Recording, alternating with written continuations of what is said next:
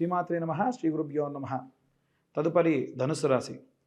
ధనుసు రాశి వారికి సంబంధించి 2025 జనవరి మాసంలో ఎలా ఉందో ఇప్పుడు మనం తెలుసుకుందాం. ధనుసు రాశి అనగానే మనందరికీ కనిపించేది విల్లు బాణం కదండి. అంటే ధనుస్సు రాశి వారి యొక్క లక్షణం ఏంటో దీన్ని బట్టి చెబుతా, బాగా వినండి.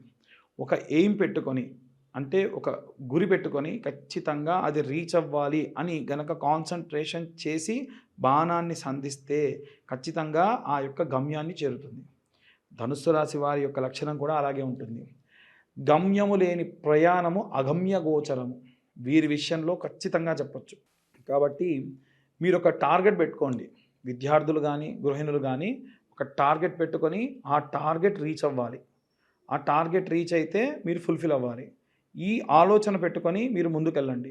ఎప్పుడైతే టార్గెట్ పెట్టుకొని మనం ప్రయాణం చేయడం ప్రారంభించి చదవడం కానీ లేకుంటే ఉద్యోగం చేయడం కానీ చేస్తారో మధ్యలో ఎన్నో ఆటంకాలు వస్తాయి, ఎన్నో ఒడిదుడుకులు వస్తాయి.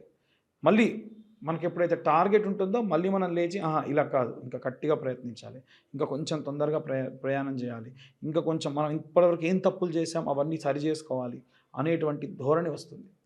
అలా విద్యార్థులు ఖచ్చితంగా మంచి ఆలోచన విధానంతో ఈ మాసంలో ఖచ్చితంగా మీరు అనుకున్నటువంటి పనులు శ్రేయస్కరంగా పూర్తి చేస్తారు. అలాగే ఎవరైనా సరే ఈ యొక్క ధనుస్సు రాశి వారికి సంబంధించినటువంటి గృహిణుల విషయానికి వస్తే గనక అమ్మవారి ధ్యానము ఆరాధన మీకు ప్రశాంతతనిస్తుంది. శ్రీమాత్రే నమః అన్న మంత్రం చదువుకున్నా చాలు.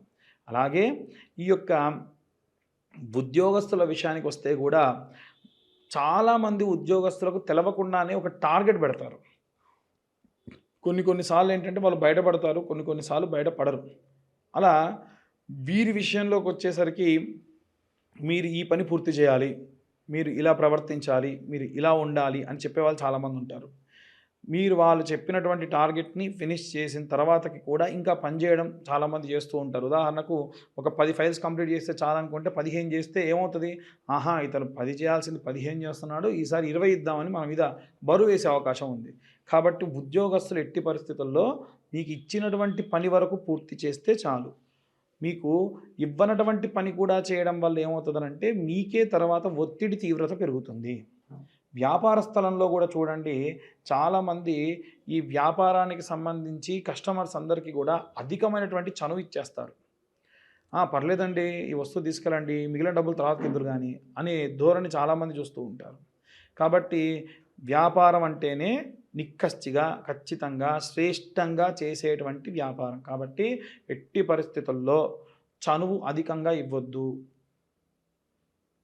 పేకాటే అనేటువంటి సామెత ఎలా అయితే ఉంటుందో పనే డబ్బు డబ్బే. మీ స్నేహితం ఏమైనా ఉంటే బయటికి వెళ్ళి చూసుకోండి, కానీ వ్యాపార స్థలం దగ్గర కాదు. అలా ఉంటే ఖచ్చితంగా వ్యాపారం బాగుంటుంది, లేదా ఇబ్బంది పడే అవకాశం ఈ మాసంలో అధికంగా కనిపిస్తుంది. ఇక ప్రత్యేకంగా ఈ యొక్క సినీ రాజకీయ రంగాల వారికి సంబంధించి కానీ భూక్రయ విక్రయ సంబంధిత విషయాల్లో ఉన్నటువంటి వారికి కానీ విషయానికి వస్తే, అలాగే కోర్టు వ్యవహారాల్లో ఉన్న వాళ్ళు ఎవరైనా ఉంటే కాలభైరవష్టకం చదవడం మంచిది. అలాగే అర్ధనారీశ్వర స్వామి దేవాలయం ఎక్కడైతే ఉంటుందో ఆ దేవాలయ దర్శనం చేయడం మంచిది. వీలైనంత వరకు కూడా దూర ప్రయాణాలు చేయకపోవడం మంచిది. ఆరోగ్య సమస్యలు అధికంగా వస్తూ ఉంటాయి. ఇంతకు మునుపే చెప్పిన విధంగా పాదములకు సంబంధించిన ఇబ్బంది, తలనొప్పి భారీగా ఉంటుంది. ఊపిరి తీసుకోవడం కూడా ఇబ్బంది పడే అవకాశం ఈ రాశి వారు ఈ మాసంలో అధికంగా చూస్తూ ఉంటారు. ప్రత్యేకంగా ఈ రాశి వారికి సంబంధించి రాహుకేతువులకు సంబంధించి మధ్యలో 4 గ్రహాలకు మించి బంధనమై ఉంటే, సాధారణంగా ఏంటంటే జాతక చక్రంలో రాహు ఓ పక్క కేతు ఓ పక్క ఉండి మధ్యలో 4 గ్రహాల కంటే మించి ఉన్నాయనుకోండి, దాన్ని సర్పదోషం కానీ కాలసర్పదోషం కానీ అంటారు. అలాంటి జాతక దోషంల వల్ల కూడా ఇబ్బందులు పడుతూ ఉంటారు. ఇప్పుడు మేము చెప్పేవన్నీ కూడా గోచారరీత్యా చెప్పేటువంటి ఫలితములు మాత్రమే. ఇంకా ఇంతకు మించి మనం ఏదైనా గోచారరీత్యా మించి ఇంకేమైనా తెలుసుకోవాలి జాతకరీత్యా అనుకుంటే కింద కనిపించేటువంటి ఈ నెంబర్కి కాల్ చేసి డీటెయిల్గా మీ జాతకం గురించి తెలుసుకోవచ్చు. మేము చెప్పేటువంటి ఈ జాతక ఫలితాలన్నీ కూడా, మాస ఫలితాలన్నీ కూడా కేవలము జన్మనామం మీద ఆధారపడి మాత్రం చూసుకునే వారి కోసం మాత్రమే. మీ డేట్ ఆఫ్ బర్త్, టైము ఉండి మీకు ఒక రాశి తెలిస్తే ఇందులో ఉన్నటువంటి చాలా అంశాలు మీ వయస్సును బట్టి ఆధారపడి ఉండి మీకు పనులన్నీ కూడా ముందుకు తీసుకెళ్లేటువంటి అవకాశం అధికంగా కనిపిస్తూ ఉంది. ఈ రాశి వారికి సంబంధించి ఇంకా ఎలాంటి రెమెడీస్ చేసుకోవాలి, ఎలాంటి ప్రతిఫలం పొందాలి అనేటువంటి విషయాన్ని ఇప్పుడు మనం తెలుసుకుందాం. మనకి ఈ యొక్క జనవరి మాసంలో ప్రత్యేకంగా విద్యార్థులకి, గృహిణులకి, వ్యాపారస్తులకి, సినీ రాజకీయ రంగాల వారికి, వివాహం కోసం ఎదురు చూసే వారికి, కోర్టు గొడవలకు సంబంధించి ఇబ్బందులు ఉన్న వారికి కాను, అలాగే ఏవైనా గృహ నిర్మాణ కార్యక్రమాలు చేసేవారు ఎవరైనా ఉంటే వారికి సంబంధించి ప్రత్యేకమైనటువంటి గ్రహస్థితి వల్ల మనకి బుధాదిత్య యోగం కానీ, అలాగే జనవరి మాసంలో జరిగేటువంటి గ్రహ సంచారాన్ని బట్టి మార్చి వరకల్లా వచ్చేటువంటి షష్టగ్రహ కూటమి, చతుర్గ్రహ కూటమి వల్ల వచ్చేటువంటి ఎన్నో రకాలైనటువంటి మార్పుల వల్ల మనం కొన్ని రెమెడీస్ చేసుకోవడం చాలా చాలా ఉత్తమం. అవి ఏమేం చేసుకోవాలి, ఎవరెవరు ఎలాంటివి చదువుకోవాలి అనేది ఇప్పుడు మనం తెలుసుకుందాం. విద్యార్థుల విషయానికి వస్తే కనుక విద్యార్థులందరూ కూడా ఓం వాగ్దేవ్యై నమః అన్న మంత్రాన్ని ప్రతిరోజు 11 మార్లు పఠనం చేస్తూ వీలైనంత వరకు వారానికి ఒక్కసారైనా సరే నీలా సరస్వతి స్తోత్రాన్ని వినడం కానీ పఠనం కానీ చేయించడం చాలా చాలా మంచిది. అలాగే గృహిణులందరూ కూడా అయితే కనుక రోజు మీ ఇంట్లో ఒక చిన్న అమ్మవారి యొక్క విగ్రహం కానీ, ఒక బొటనవేలు పరిమాణంలో ఒక విగ్రహాన్ని పెట్టుకొని అమ్మవారి ముందు ఒక ఒక్క పెట్టుకొని శ్రీమాత్రే నమః అనుకుంటూ 108 సార్లు కుంకుమతో అర్చన చేసుకోవడం చాలా చాలా ఉత్తమం. అలాగే ఎవరైనా ఉద్యోగస్తులు కానీ, వ్యాపారస్తులు కానీ ఇప్పుడు నేను చెప్పేటువంటి ఈ మంత్రాన్ని పఠనం చేయడం చాలా చాలా శ్రేయస్సుకరం.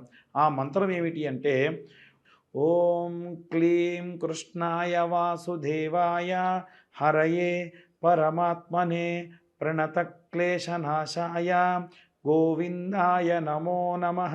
ఈ మంత్రాన్ని ఈ యొక్క ఇంట్లో ఉన్న వారందరూ కూడా, ఎవరైతే వ్యాపారంలో ఉన్నటువంటి వారు ప్రత్యేకంగా చేయడం మంచిది. అలాగే మీ వ్యాపార స్థలం దగ్గర ప్రతిరోజు సాయంత్ర సమయంలో ఐటీలో ఉండేటువంటి వ్యాపారస్తులు ఉంటారు, పెద్ద పెద్ద ఎంఎన్సీలో ఉండేటువంటి వ్యాపారస్తులు కూడా ఉంటారు. నేను చెప్పేటువంటిది అన్ని వర్గాల వ్యాపారస్తులకి కూడా అనేటువంటిది బాగా గమనించాలి. ఇందాక చెప్పిన ఉద్యోగస్తులకు కూడా ఒక పచారీ కొట్లో పనిచేసే ఉద్యోగస్తుడు ఉంటాడు, అలాగే ఒక ఎంఎన్సీ కంపెనీలో పనిచేసేటువంటి ఉద్యోగస్తుడు ఉంటాడు. అందరికీ కలిపి చెప్పినటువంటి మంత్రం అది. అయితే ఈ వ్యాపారస్తులు ప్రత్యేకంగా ఏం చేయాలి అంటే ప్రతిరోజు వ్యాపార స్థలంలో సాయంత్ర సమయంలో కాస్త ధూపం వెలిగించి అమ్మవారికి సంబంధించినటువంటిది ఏదో ఒక మహాలక్ష్మీదేవికి కానీ లేదా అమ్మవారికి సంబంధించినటువంటి మంత్రపఠనం చేయడం చాలా చాలా మంచిది. ఒకటి. రెండవది ఏమిటి అంటే మీరు వ్యాపార స్థలాన్ని బంద్ చేసి వెళ్ళేప్పుడు ఒక పేపర్ తీసుకొని కుడివైపు 3 సార్లు, ఎడంవైపు ఒకసారి తిప్పి అక్కడ పడేసి వెనక్కి తిరిగి చూడకుండా వెళ్ళిపోవడం చాలా చాలా ఉత్తమం. మనం మార్వాడీస్ని కానీ, జైష్వాల్స్ని కానీ చూసుకున్నట్టయితే వారి వ్యాపార స్థలం దగ్గర ఇలా చేస్తారు. ఎందుకంటే మన వ్యాపార స్థలం దగ్గరికి ఎంతోమంది వచ్చేటువంటి వాళ్ళు శౌచముతోని, మైలతోని, అంట్లతోని వస్తారు. కాబట్టి అవేవి రాకుండా ఉండాలి, అవేవి మీకు అంటకుండా ఉండాలి అంటే ఈ రెమెడీ చేయడం మంచిది. అలాగే వ్యాపార స్థలం దగ్గర కౌంటర్లో ఒక పటికని ఉప్పులో పోసి, గాజు పాత్రలో ఉప్పు పోసి పెట్టుకోవడం మంచిది. నిమ్మకాయని గాజులో వేయడం వల్ల అది తేలితే మంచిది, మునిగిపోతే అంత శ్రేయస్కరం కాదు. అలాగే మీరు క్లీనింగ్ చేసేటప్పుడు కొంచెం ఉప్పు, పసుపు వేసిన నీళ్ళతోని క్లీన్ చేయించడం వల్ల కూడా సకల గాలి, ధూళి, యంత్ర మంత్రాల వల్ల వచ్చినటువంటి దోషాలు కూడా పోతాయి. ఇక ప్రత్యేకంగా సినీ రాజకీయ రంగాల వారు కానీ, ఎవరైనా సరే కోర్టుల్లో పనిచేసి కోర్టు కేసులతో తిరిగేటువంటి వాళ్ళు పబ్లిక్ పోర్టల్లో బాగా ఉంటారు. కాబట్టి మనకు దుర్గా కవచము అనేటువంటి కవచం ఉంటుంది. ఈ దుర్గా కవచం ఎలా ఉంటుందంటే శృణోదేవి ప్రవక్ష్యామి కవచం సర్వసిద్ధిదం పఠిత్వా పాఠయిత్వా చ నరోముశ్చేత సంకటాత్ ఇలా ప్రారంభమవుతుంది. అమ్మవారికి సంబంధించి 8 శ్లోకాలు ఉంటాయి. ప్రతిరోజు అది చదువుకోండి. ఎందుకంటే పబ్లిక్ పోర్టల్లో తిరిగేటువంటి వాళ్ళకి ఎంతో దిష్టి తగులుతుంది. అది పోవాలి అంటే ఈ మంత్రాన్ని చదువుకోవడం చాలా మంచిది. ఇక ప్రత్యేకంగా ఏవైనా సరే ఒక పఠనాన్ని, ఒక మంత్రాన్ని మనం జపంగా చేయడం మంచిది అనుకుంటే ఎలా అనుకుంటే, ప్రతిరోజు అసుర సంధ్యా సమయంలో పంచాక్షరి మంత్రం అంటే ఓం నమః శివాయ అనే మంత్రాన్ని పఠనం చేయడం చాలా చాలా శ్రేయస్కరం. నిర్మాణ రంగంలో ఉన్న వాళ్ళైతే గనక శరవణ భవాయ విద్మహే కార్తికేయాయ ధీమహే తన్నో స్కంద ప్రచోదయత్. ఎందుకంటే ఆయన భూమిని చీల్చుకుంటూ పుట్టాడు కాబట్టి భూమికి సంబంధించిన మంత్రం, కుజుడికి సంబంధించిన మంత్రము, సుబ్రహ్మణ్య స్వామికి సంబంధించిన మంత్రం చాలా చాలా కాపాడుతుంది. ఈ యొక్క మంత్రపఠనాన్ని, రెమెడీస్ని ఫాలో అయ్యి అందరూ కూడా చాలా శ్రేయస్కరంగా ఉంటారని కోరుకుంటున్నా. అందరికీ కూడా మకర సంక్రాంతి శుభాకాంక్షలు, అలాగే నూతన ఆంగ్ల సంవత్సర శుభాకాంక్షలు. ఎవరైనా సరే జాతకాలకు సంబంధించి ఫోన్ చేస్తూ ఉన్నారు, దయచేసి వాట్సాప్ చేయండి. ఒకవేళ కాల్ చేయదలుచుకుంటే కింద ఇచ్చేటువంటి నెంబర్కి మీరు కాల్ చేయొచ్చు. పూర్తి జాతకాన్ని 60 పేజీల్లో క్యాలిక్యులేషన్స్ చేసి మీకు పంపించి పూర్తిగా మీతోని ఒక అరగంట సేపు మాట్లాడడం జరుగుతుంది. ఈ క్యాలిక్యులేషన్స్కి గాను మాకు కాస్త 3-4 గంటల సమయం పడుతుంది.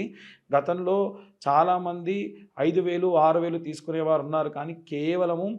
1,521 మాత్రమే తీసుకుంటూ అందరికీ కూడా ఈ జాతక వసతిని కలిగిస్తూ ఉన్నాము. ఎవరన్నా కావాల్సి ఉంటే కింద కనిపించే నెంబర్కి ఫోన్ ఆర్ వాట్సాప్ చేయగలరని కోరుతున్నాము.